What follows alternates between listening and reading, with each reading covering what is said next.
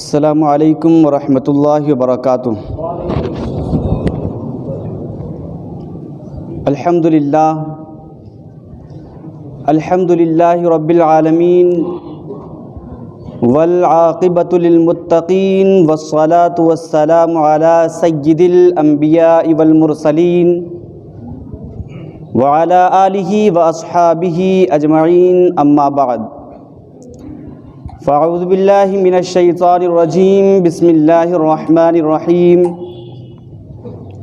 لقد من اللہ علی المؤمنین اذ بعث فیہم رسولا، صدق اللہ العظیم وصدق رسولہ النبی الامین الکریم، ونحن علی ذلک لمن الشاہدین والشاکرین، والحمد للہ رب العالمین۔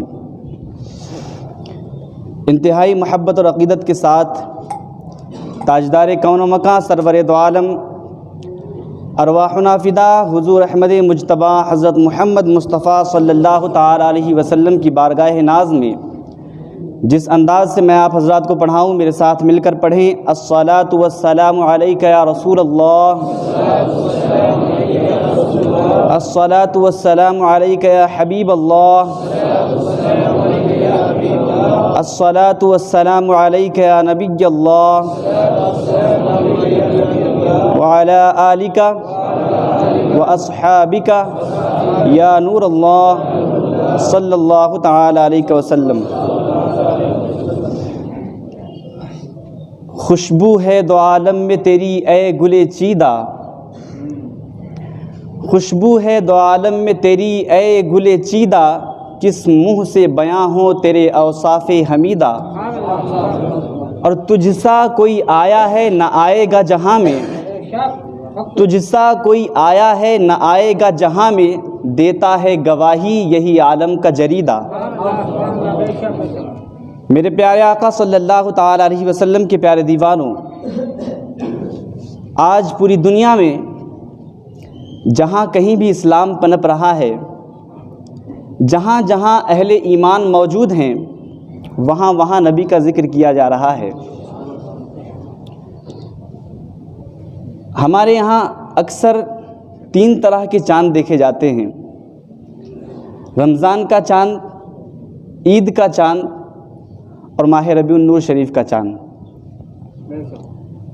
رمضان کا چاند دیکھنے کے بعد انسان کو جو خوشی میسر آتی ہے، وہ خوشی فقط 1 مہینے کی ہوا کرتی ہے، اور 1 مہینے کے بعد انسان عید کے چاند کی خوشی حاصل کرتا ہے، اور وہ عید کے چاند کی خوشی بھی فقط 1 دن کی ہوا کرتی ہے۔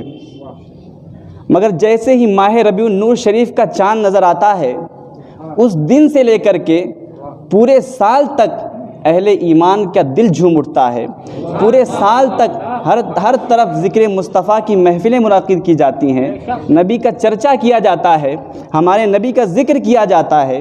کہیں ذکر مصطفیٰ کی باتیں ہوتی ہیں، کہیں اخلاق مصطفیٰ کی باتیں ہوتی ہیں، کہیں میلاد مصطفیٰ کا ذکر کیا جاتا ہے، اور کہیں عشق مصطفیٰ کی بات ہوتی ہے۔ غرض ہے کہ ہر جگہ ہر طرف میرے نبی کے چرچے ہیں، میرے نبی کے گن گائے جا رہے ہیں، اور کیوں نہ ہو، نبی کا ذکر تو تسکین قلب کا باعث ہے، سکون کا نام ہے۔ حضرت شیخ مہدی الفاسی علیہ رحمہ فرماتے ہیں کہ حضور کا ذکر سن کر جس کے سینے میں ٹھنڈ نہیں پہنچتی، اس کا دل کسی مومن کا دل ہی نہیں۔ یہ ہو ہی نہیں سکتا کہ حضور کا ذکر ہو اور دل کو سکون نہ پہنچے، تسکین نہ ہو۔ تو ہر طرف نبی کا ذکر ہے، ہر طرف میرے نبی کی باتیں ہیں۔ اعلیٰ حضرت فرماتے ہیں، فرش پہ تازہ چھیڑ چھاڑ، عرش پہ طرفہ دھوم دھام، کان جدھر لگائیے تیری ہی داستان ہے۔ تو آج ہر طرف میرے نبی کی باتیں ہیں، ہر طرف میرے نبی کا چرچا ہے، اور آج کچھ لوگوں کو یہ غلطی لگ گئی ہے، وہ یہ سمجھتے ہیں کہ نماز، روزہ، حج، زکوٰۃ اور امور شرعیہ ہی دین ہیں۔ اسی وجہ سے وہ حضور اکرم صلی اللہ علیہ وسلم کے ذکر پر دلیلیں تلاش کرتے ہیں۔ ایک ہلکا سا تجزیہ میں آپ کے سامنے پیش کرتا ہوں کہ قرآن کریم میں 6666 آیات ہیں، اور جن سے احکام شرعیہ ثابت ہوتے ہیں ان کی تعداد صرف 500 ہے۔ باقی 6166 آیات دیگر موضوعات پر ہیں، فضائل پر، مناقب پر، زہد پر، تذکرہ انبیاء پر، تذکرہ اولیاء پر، بلکہ اس کتے کا بھی تذکرہ ہے جو اصحاب کہف کے پیچھے چلا تھا اور غار کے کنارے پر بیٹھا ہوا ہے، اور اس کتے کا ہی ذکر نہیں ہے بلکہ اس کے بیٹھنے کے اسٹائل کو بھی بیان کیا گیا ہے۔ وَكَلْبُهُمْ بَاسِطٌ ذِرَاعَيْهِ بِالْوَصِيدِ، ان کا کتا اپنی کلائیاں بچھائے ہوئے بیٹھا ہے۔ اس چونٹی کا بھی تذکرہ ہے جو حضرت سلیمان علیہ السلام کو دیکھ کر اس نے کہا تھا قالت نملۃ یا ایھا النمل ادخلوا مساکنکم لا یحطمنکم سلیمان وجنودہ وہم لا یشعرون۔ اس چونٹیوں کی رانی نے کہا کہ اے چونٹیوں اپنے گھروں میں داخل ہو جاؤ، کہیں ایسا نہ ہو کہ سلیمان اور اس کا لشکر لاشعوری میں ہمیں کچل ڈالے۔ تو قرآن کریم میں صرف نماز روزہ کا ذکر نہیں ہے بلکہ اور بھی دوسری باتوں کو بیان کیا گیا ہے۔ بالکل اسی طرح احادیث کا ایک بہت بڑا ذخیرہ ہے جو ہم تک پہنچا ہے محدثین کے واسطے سے۔ حضرت امام بخاری علیہ الرحمہ کو تقریباً 6 لاکھ احادیث یاد تھیں، اور ان میں سے 1 لاکھ صحیح احادیث تھیں، اگرچہ بخاری شریف کے اندر 7275 احادیث ذکر کی گئی ہیں، اور ان کا بھی جب خلاصہ تیار کیا گیا مقرر احادیث کو نکال کر کے تو صرف 4000 حدیثیں بچتی ہیں، اور ان 4000 حدیثوں میں سے بھی صرف 800 حدیثیں ایسی ہیں جن سے احکام شرعیہ ثابت ہوتے ہیں، نماز روزہ حج و زکوٰۃ کے مسائل ثابت ہوتے ہیں۔ تو یہ بات ذہن میں رکھنی چاہیے کہ صرف نماز روزہ حج و زکوٰۃ ہی دین نہیں ہے بلکہ اور بھی باتیں دین ہیں۔ نبی کا تذکرہ بھی دین ہے، اولیاء کا تذکرہ بھی دین ہے، اور میلاد نبی منانا یہ بھی دین ہے۔ اور حضور اکرم صلی اللہ تعالیٰ علیہ وسلم کے ذکر پر مشتمل گفتگو یہ صحابہ کی زندگی کا معمول رہا ہے، اور اس سلسلے میں بہت سی احادیث موجود ہیں کہ ان کی اکثر محفلیں اسی عنوان پر منعقد ہوا کرتی تھی۔ خالص حضور کے ذکر پر وہ اپنی محفلیں منعقد کیا کرتے تھے۔ سنن نسائی کی حدیث مبارکہ ہے کہ آقا کریم صلی اللہ علیہ وسلم ایک مرتبہ تشریف لائے تو صحابہ کے درمیان کچھ باتیں چل رہی تھی، کسی تعلق سے باتیں ہو رہی تھیں، تو آقا کریم صلی اللہ علیہ وسلم نے پوچھا ما اجلسکم، اے میرے صحابہ تم کیوں بیٹھے ہوئے ہو؟ آج تمہارے بیٹھنے کا مقصد کیا ہے؟ تمہاری محفل کا مقصد کیا ہے؟ تو انہوں نے جواب دیا جلسنا ندعو اللہ ونحمدہ علی ما ہدانا لدینہ ومن علینا بکا، کہ آج کے ہمارے بیٹھنے کا مقصد یہ ہے، ہماری محفل کا مقصد یہ ہے کہ اللہ رب العزت نے ہمیں جو اپنا دین عطا فرمایا ہے اور آپ کی صورت میں ہم پر جو احسان فرمایا ہے ہم اللہ اس پر اللہ کا شکر ادا کرنے کے لیے بیٹھے ہوئے ہیں۔ یہ میلاد مصطفیٰ نہیں تو اور کیا ہے، یہ ذکر مصطفیٰ نہیں تو اور کیا ہے۔ یہ حدیث صحیح مسلم میں بھی موجود ہے، ترمذی میں بھی موجود ہے۔ اور حضرت حسان بن ثابت رضی اللہ تعالیٰ عنہ کا قول سنیں، وہ کیا کہتے ہیں من علینا ربنا ام بعث فینا محمدا۔ اگر اس کو اردو میں ڈھالا جائے تو لفظوں کی ترتیب کچھ اس طرح ہوگی فضل رب العلا، اور کیا چاہیے، مل گئے مصطفیٰ، اور کیا چاہیے۔ تو صرف نماز روزہ حج و زکوٰۃ اور امور شرعیہ ہی دین نہیں ہے بلکہ اکٹھے بیٹھ کر حسن محمد کی باتیں کرنا یہ بھی دین ہے۔ ایک اور حدیث مبارکہ جس میں آقا کریم صلی اللہ علیہ وسلم نے خود اپنا ذکر فرمایا، آقا کریم صلی اللہ تعالیٰ علیہ وسلم تشریف لائے تو صحابہ کے درمیان نبیوں کا تذکرہ چل رہا تھا۔ ایک صحابی نے کہا کہ حضرت آدم علیہ السلام صفی اللہ ہیں، ابو البشر ہیں، انسانیت کا نقطۂ آغاز ہیں، ان کی بڑی شان ہے، بڑی عظمت ہے۔ دوسرے نے کہا آپ نے بالکل ٹھیک کہا، وہ بالکل ایسے ہیں، لیکن حضرت ابراہیم علیہ السلام کا مرتبہ کون سا کم ہے، وہ تو خلیل اللہ ہیں، انہوں نے تو اللہ کے نام پر اپنے بیٹے کے گردن پر چھری رکھ دی تھی، جلتی ہوئی آگ کے انگاروں میں انہوں نے چھلانگ لگا دی تھی۔ تیسرے نے کہا کہ بالکل ٹھیک ہے، مگر حضرت موسیٰ علیہ السلام کا مرتبہ کون سا کم ہے، انہوں نے تو اللہ سے کلام کیا ہے اور پھر فرعون کے دربار میں تنہا اپنے بھائی کے ساتھ اعلان توحید کیا ہے۔ ایک نے کہا حضرت عیسیٰ علیہ السلام کا مرتبہ کون سا کم ہے۔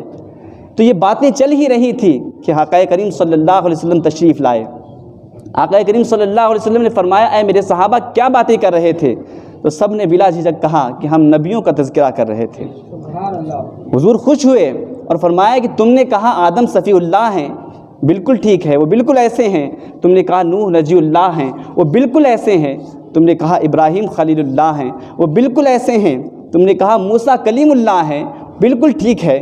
تم نے کہا عیسیٰ روح اللہ ہیں، وہ بالکل ایسے ہیں۔ اور آگے خود آقا فرماتے ہیں اور میں اللہ کا حبیب ہوں، لواء الحمد قیامت کے دن میرے ہاتھ میں ہوگا، اور جتنے بھی نبیوں کو تم یہاں تذکرہ کر رہے ہو، حضرت آدم سے لے کر حضرت عیسیٰ تک، یہ سب کے سب میرے جھنڈے کے سائے تلے کھڑے ہوں گے، مگر میں اس پر فخر نہیں کرتا۔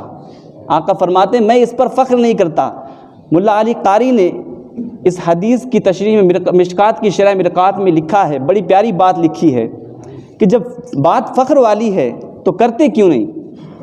ابو البشر انسانیت کا نقطۂ آغاز حضرت آدم علیہ السلام جھنڈے کے سائے تلے کھڑا ہو، بات فخر والی ہے کہ نہیں؟ مگر آقا فرماتے ہیں میں فخر نہیں کرتا۔ جس کے حسن کو دیکھ کر مصر کی عورتوں نے اپنی انگلیاں کاٹ لی تھیں، وہ جناب حضرت یوسف علیہ السلام جھنڈے کے سائے تلے کھڑے ہوں، بات تو فخر والی ہے، مگر آقا فرماتے ہیں میں فخر نہیں کرتا۔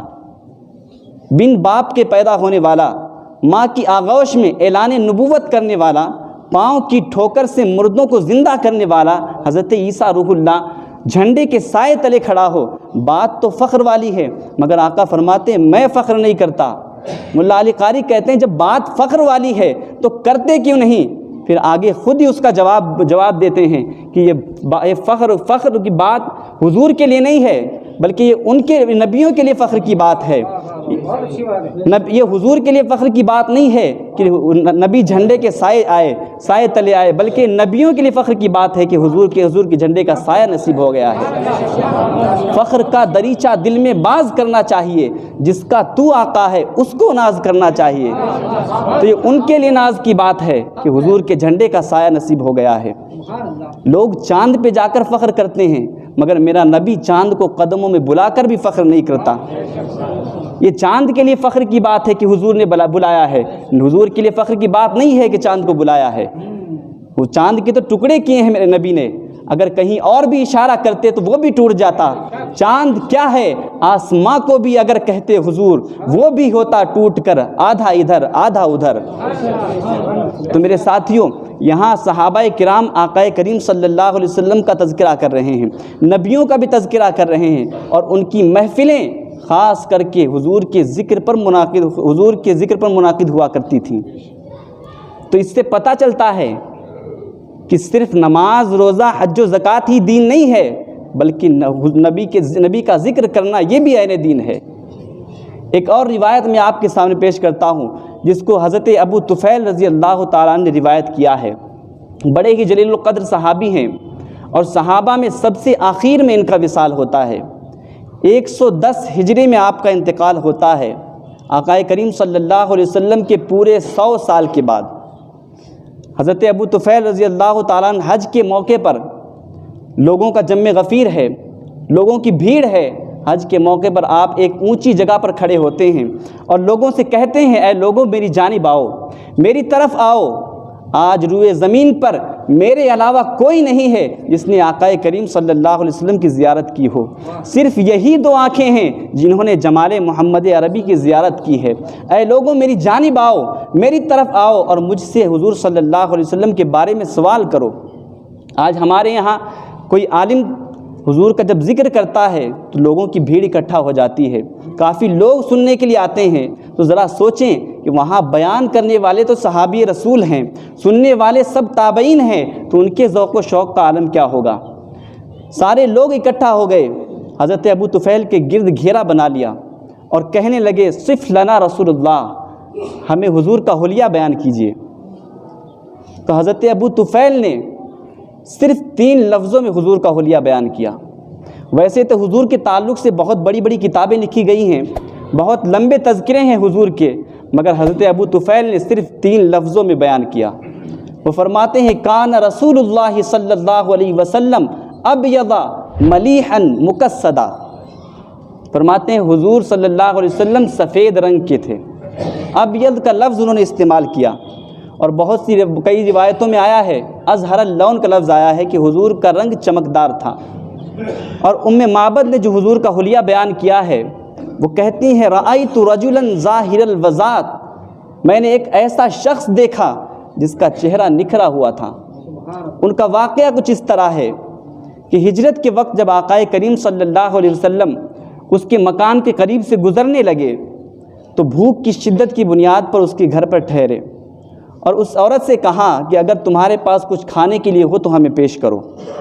اس عورت نے کہا کہ اگر میرے پاس کھانے کے لیے کوئی چیز ہوتی تو میں ضرور پیش کرتی، مگر افسوس کہ میرے یہاں آج کچھ بھی نہیں ہے جو میں آپ کو پیش کر سکوں، اور مجھے اس کا افسوس رہے گا۔ ایک کونے کے اندر ایک دبلی پتلی سی بکری بندھی ہوئی تھی۔ آقا کریم صلی اللہ علیہ وسلم نے ارشاد فرمایا کہ اگر تم اجازت دو تو ہم اس بکری کا دودھ دہہ لیں۔ اس عورت نے کہا کہ اس کی ہڈیوں میں گودا تک نہیں ہے، چلنے کے قابل نہیں ہے کہ ریوڑ کے ساتھ جاتی، وہ دودھ کیا دے گی؟ آقا فرماتے ہیں اگر تم اجازت دو تو ہم دودھ لیتے ہیں۔ تو عورت کہتی ہے کہ اگر یہ دودھ دیتی ہے تو مجھے کوئی اعتراض نہیں ہے۔ حضرت ابوبکر صدیق رضی اللہ تعالیٰ عنہ آگے بڑھتے ہیں، آگے بڑھ کر کے بکری کو کھول کر سامنے لاتے ہیں، اور وہ آقا کریم صلی اللہ علیہ وسلم نے اپنا دست برکت، دست شفا، دست نور اس بکری کے پشت پر پھیرا۔ راوی بیان کرتے ہیں کہ اس بکری نے اپنی ٹانگیں پھیلا دی، اس کے تھنوں میں دودھ اتر آیا۔ حضور نے برتن منگایا، بکری کا دودھ ذرا سا ہوتا ہے، اس نے چھوٹا سا برتن دیا، وہ برتن بھر گیا۔ دوسرا برتن منگایا، وہ بھی بھر گیا، تیسرا بھی بھر گیا۔ راوی بیان کرتے ہیں معبد کے گھر کی تھالیاں تک دودھ سے بھر گئیں مگر دودھ ختم نہیں ہوا۔ ایسا معلوم ہوتا تھا کہ بکری کے تھنوں کا تعلق اللہ نے کوثر کی نہروں سے جوڑ دیا تھا۔ اب سب لوگوں نے جب سیراب ہو کر دودھ پی لیا تو آقا کریم صلی اللہ علیہ وسلم نے معبد کا شکریہ ادا کیا اور وہاں سے روانہ ہو گئے۔ اس جلدی میں اور اس منظر کو دیکھ کر کے معبد کی جو حالت تھی خوشی کی اور مسرتوں کی، اس میں اسے یہ بھی یاد نہ رہا کہ پوچھ لوں آپ کون ہیں، کہاں سے آئے ہیں، بھول گئی تھی، کچھ بھی یاد نہ رہا۔ شام کو جب ابو معبد گھر پہ آیا تو اس نے گھر پر نور برستے دیکھا، پوچھتا ہے آج کیا ماجرا ہے، آج کیا بات ہے، ہمارے گھر پر یہ انوار کیسے ہیں؟ تو معبد حضور کا نام تو نہیں پوچھ سکی تھی، مگر اپنے طور پر اس نے کہا کہ آج ہمارے گھر پر مبارک آیا تھا، اپنے طور پر نام رکھا مبارک۔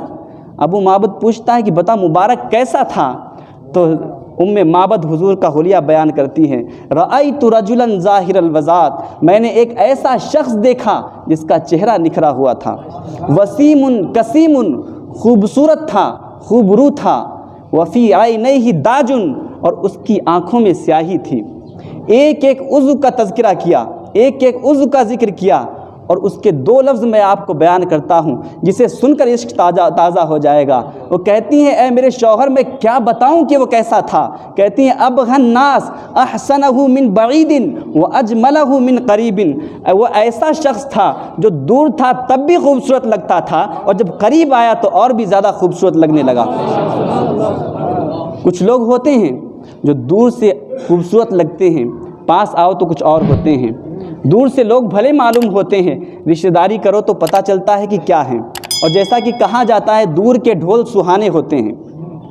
اور کچھ لوگ ہوتے ہیں جو دور سے اچھے لگتے ہیں، کچھ ہوتے ہیں جو پاس سے اچھے لگتے ہیں، اور کچھ ہوتے ہیں جو نہ دور سے اچھے لگتے ہیں نہ پاس سے اچھے لگتے ہیں۔ لیکن معبد کہتی ہیں کہ وہ ایسا تھا کہ دور تھا تب بھی خوبصورت لگتا تھا، اور جب قریب آیا تو اور زیادہ خوبصورت لگنے لگا۔ اب ابو معبد روزانہ جب ریوڑ لے کر کے گھر آتا، شام کو معبد کھانا لے کر کے آتی تو ابو معبد کہتا کہ کھانا رہنے دو، کھانا بعد میں کھائیں گے، پہلے تم مجھے مبارک کی باتیں تو بتاؤ۔ اب روزانہ ان کے گھر میں مبارک کی باتیں ہوتی۔ اگر اسے سنی لہجے میں کہا جائے تو روزانہ ان کے گھر پر محفل میلاد ہوا کرتی۔ اب ایک دن ابو معبد کہتا ہے کہ اب دوبارہ اگر کبھی مبارک گھر پر آئے تو مجھے فوراً بتا دینا، میں زیادہ دور نہیں جاؤں گا، انہی پہاڑیوں کے بیچ میں رہوں گا، بچے کو دوڑا دینا اور بتا دینا کہ مبارک آیا ہے۔ کچھ دن گزرنے کے بعد معبد گھر کا سودا سامان لینے کے لیے قریبی بستی میں گئی، سودا نہیں ملا تو چلتے چلتے مدینہ منورہ پہنچ گئی، سامان خرید رہی تھی کہ اچانک سیدنا صدیق اکبر رضی اللہ تعالیٰ عنہ وہاں سے گزرے تو معبد نے تو نہیں دیکھا مگر اس کے بچے نے دیکھ لیا۔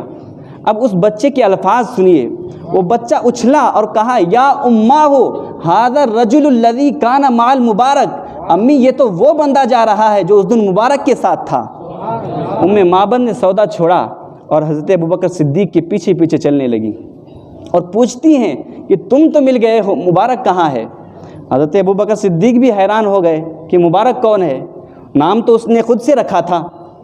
تو اس نے کہا کہ اس دن جس شخص نے میری بکری کے پشت پہ ہاتھ پھیرا تھا وہ شخص۔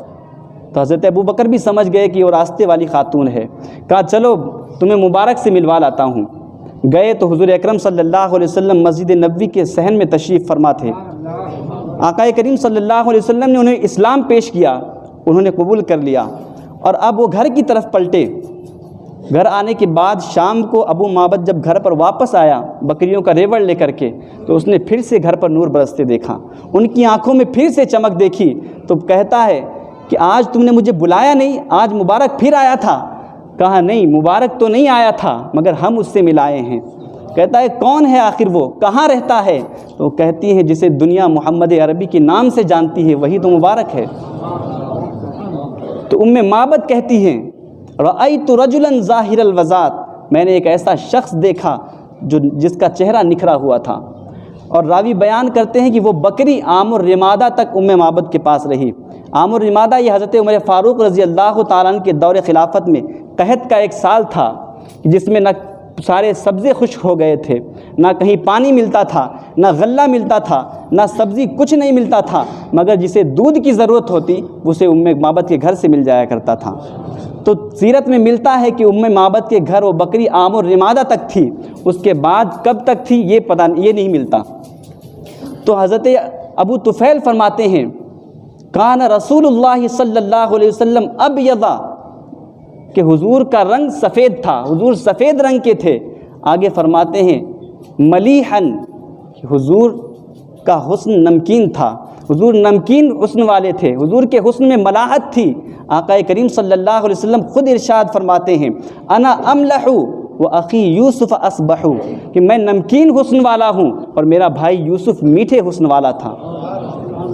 حضرت یوسف علیہ السلام کے حسن کو دیکھ کر مصر کی عورتوں نے اپنی انگلیاں کاٹ لی تھیں، اور سیدہ عائشہ فرماتی ہیں کہ اگر زلیخا پر ملامت کرنے والی عورتیں اگر میرے محبوب کی پیشانی دیکھ لیتی تو اپنے دل کاٹ لیتی۔